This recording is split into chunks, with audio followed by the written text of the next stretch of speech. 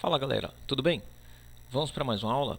Atendendo a pedidos, eu vou falar hoje sobre Boxplot, tá? Dar um resumão para vocês. Muita gente tem dúvida em relação a como é que eu uso o Boxplot, se o Boxplot pode ser a mesma coisa no gráfico de barras. Então a gente vai falar um pouquinho sobre isso, tá? Para você que já acompanha o canal, dê seu like, isso é importante para o canal. Para quem ainda não é inscrito, faça sua inscrição, ative o sininho e toda vez que a gente tiver uma nova aula, você vai ser notificado, tá ok? Deixe seus comentários, dúvidas, coloca lá que o mais rápido possível a gente vai tentar responder e quem sabe novas sugestões de vídeos podem aparecer também, tá? É só vocês colocarem lá. Então vamos lá?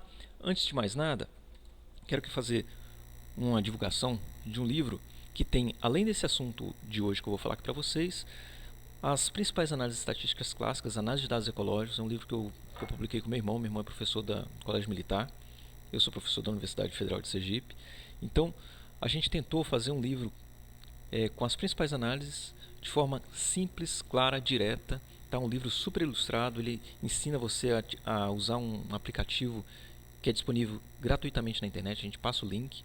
E o livro ele é cheio de prints de tela, explicando passo a passo de cada análise. Vocês vão gostar, tenho certeza, para quem está na fase de monografia, de tese, de dissertação. É uma leitura que eu recomendo muito. Então garanta lá seu exemplar, clubedeautores.com.br, ok? Muito bem, falando do Boxplot, e a diferença desse Boxplot para o gráfico de barras é que a gente está acostumado com esse tipo de gráfico aqui, né? Que seria o gráfico de barras, em que a gente tem uma média e um desvio padrão ou erro padrão como medida de dispersão. Já no Boxplot, o que a gente tem é uma caixa, como o próprio nome fala, né? Box. E aí, o Boxplot ele é medido, ou ele é definido pela mediana. A mediana que vai traçar aqui a principal linha, a medida de posição desse conjunto de dados. Eu vou ter aqui um valor máximo, um valor mínimo, e a caixa toda representa 75% desses valores. Ela é definida pelos quartis, e é isso que eu vou falar um pouquinho para vocês. Então, a principal diferença é que Boxplot e gráfico de barras tradicional, nós temos média contra mediana. Então, o Boxplot é mais para mediana. E por isso que são utilizados, são recomendados para dados não paramétricos. Tá? Eu vou deixar na descrição desse vídeo um link para uma aula sobre o que é dados paramétricos e não paramétricos, como é que eu faço o teste de normalidade, é uma aulinha de 10 minutos também, e vou também deixar na descrição do vídeo um outro link de uma aula que eu faço análise utilizando o Boxplot de uma análise não paramétrica para vocês verem como é que funciona, tá ok? No programinha PAST também que eu descrevo lá no livro. Muito bem, vamos falar um pouquinho de mediana, né? Já que a gente está falando de mediana, que é a principal medida de posição do Boxplot. Aqui a gente tem um conjunto de dados. A primeira coisa que a gente precisa fazer é ordenar esse conjunto de dados. Então, uma vez que eu ordeno, coloco do menor para o maior, eu assim posso calcular a mediana. A mediana seria o valor ao centro, né? Nesse caso aqui eu tenho um conjunto de 5 valores, 2 para a esquerda e 2 para a direita. Então, o valor central seria minha mediana, tá ok? E é isso que a gente vai trabalhar no Boxplot. Então, o Boxplot, ou gráfico de caixa, né, em português bem claro, seria justamente essa medida. Então, o que eu tenho aqui é a mediana como minha medida de posição central e os outros valores da caixa seriam os quartis. O que é um quartil?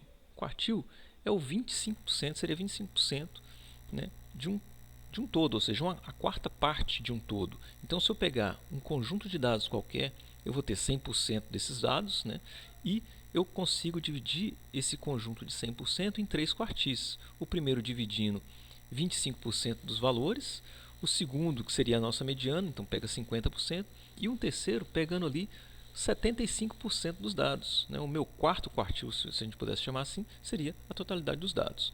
Bom, sendo assim, então eu vou ter 3 quartis. Nessa figura a gente observa melhor isso, então eu vou ter um valor mínimo, um valor máximo e os 3 quartis. O primeiro quartil, então, todo o valor abaixo dele, ele seria superior a 25% dos dados. Eu tenho a minha mediana, que separa exatamente em 50%, e o terceiro quartil, onde abaixo dele estaria 75% dos valores, tá? 75% dos dados. E aí eu tenho o valor máximo aqui em cima. Tudo bem? Então, esse seria basicamente o Boxplot. Importante que não existe simetria, né, nessa distância, ou seja, a mediana jamais no Boxplot vai ser o tracinho exatamente ao centro. Ela pode estar em qualquer posição aqui, até porque quem define isso é o conjunto dos dados, tá? Então, não existe uma distância mínima específica entre o primeiro quartil, o segundo quartil e o terceiro quartil. Essa mediana ela pode estar em qualquer valor aqui. Quem define isso é o nosso conjunto de dados, tá ok? Bom, como é que eu posso fazer também para calcular o valor do primeiro quartil, do terceiro quartil, Q1 e Q3? O Q2 eu já sei que é a mediana.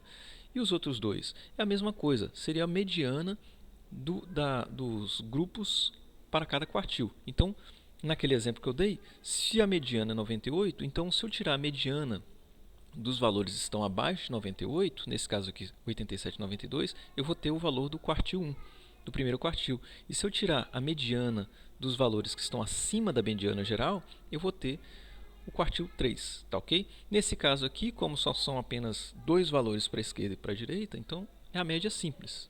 Tá? Então eu tenho aqui a mediana geral. Tirando a média desses dois valores, eu tenho 89,5, que seria o valor do primeiro quartil, Q1. E tirando a média desses outros dois valores, eu vou ter 108, que seria o valor do terceiro quartil. Então agora fica fácil da gente entender qual que seria esse valor final da caixa, o valor inicial da caixa e o valor do meio. Tá ok? Bom, e como que eu interpreto um boxplot? Da mesma forma que a gente trabalha com gráfico de barra, o boxplot tem a mesma interpretação, ou seja, a gente vai ver se um conjunto de dados é maior ou menor do que o outro conjunto de dados. Uma questão interessante é que, como a gente trabalha agora com mediana, uma dica que eu dou para vocês é: se a mediana de um boxplot não se chocar com nenhum ponto da caixa do boxplot que você está comparando, é muito provável, né, que haverá diferença significativa. Então, nesse caso aqui, ó, esses dois tratamentos possuem diferença significativa. O tratamento da direita, ele apresentou maiores valores significativamente falando, né, do ponto de vista estatístico, em relação ao conjunto da esquerda. Claro que a gente precisa fazer uma análise estatística para isso, mas aqui a análise gráfica simplesmente já ajuda bastante quando a mediana não se toca com nenhum ponto da caixa. Tá ok? Bom, e para terminar, né, lembrando, quando é que eu uso o boxplot? Quando eu tenho dados não paramétricos, tá? Por exemplo, dados de contagem, dados de riqueza de espécie, abundância de espécie, por exemplo, são dados que os números são inteiros, né? Não existe decimal. Nesses casos, é muito provável que os meus valores apresentam uma distribuição não paramétrica. Eu vou deixar na descrição do vídeo como é que eu faço, como você pode fazer testes de normalidade para definir se os seus dados são ou não paramétricos. Tá? E se forem não paramétricos, por favor, use o boxplot e não use gráfico de barra. Muita gente publica nas suas monografias, dissertações, teses, gráficos de barra, sendo que, na verdade, o ideal seria representar esses dados por meio de boxplot, simplesmente por conta da normalidade dos dados. Tá? Claro que isso a gente vai tentando explicar ao longo do tempo, não é uma coisa simples, mas a nossa obrigação como professor é isso aí.